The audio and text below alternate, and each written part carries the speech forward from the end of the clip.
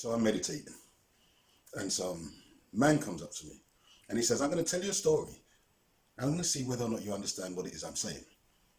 He says, imagine there's this clan, and this clan says, we run things. Yeah? But this clan had fought another clan for decades because they didn't want to be under their control. So this clan says, we run things. So they got a copy of the manual that the previous clan had, and they added bits. And one of the bits that they added was to say, we now run things. Now this clan believes in something called the void. And everything they do is in the name of the void. They kill, murder, kidnap, rape, extort, steal, and enslave. And they do this all in the name of the void. Then they tell you to believe in the void. So you do. They tell you every atrocity that they've committed was what the void wanted. They convince you to believe in the void on the basis that you too can live with the void forever. So what part of someone is so broken that they would want to live forever with the clan who kills, tortures, rapes, kidnaps, steals, beats, hangs, castrates, and maims people? What part of someone is so corrupted that they would want to live forever with the void, who apparently sanctions slavery, murder, amputation, invasion, hanging, theft, torture, genocide, fratricide, matricide, infanticide, and rape? Why would they want to live with the void and the clan who enjoy inflicting pain, who want you to suffer, who want you to be poor? It confuses me.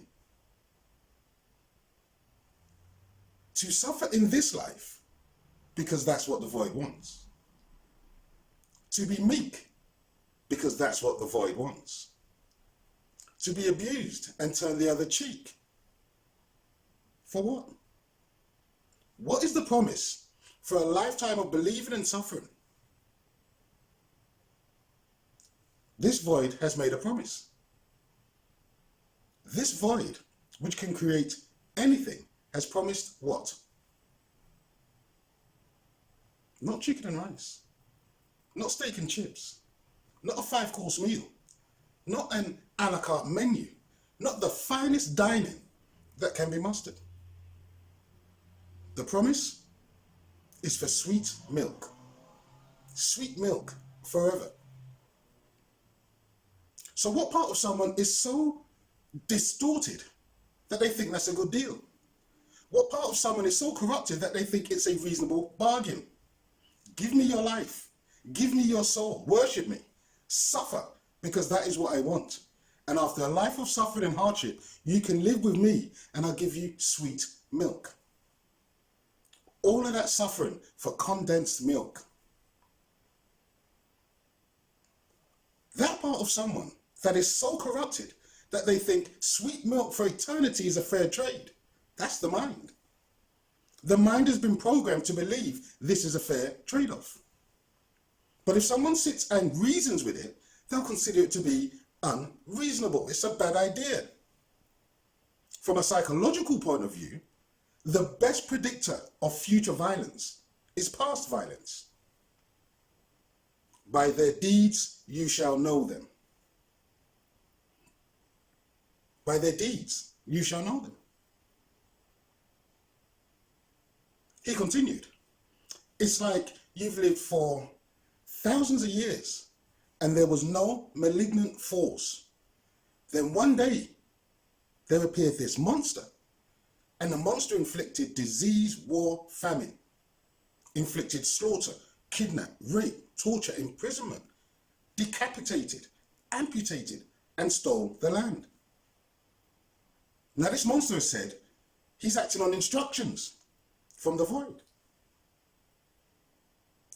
So where in the mind do you ignore all the acts of the monster, all of the atrocities committed, disregard all the evil perpetuated against you and yours by this monster? Where in the mind do you become oblivious to all the atrocities that have been committed, and then decide that you want to live with the monster forever? Where in the mind have you decided to love this monster? On what basis? It is irrational. It is illogical. It is unreasonable, and it is unwise. It is both brainless and mindless.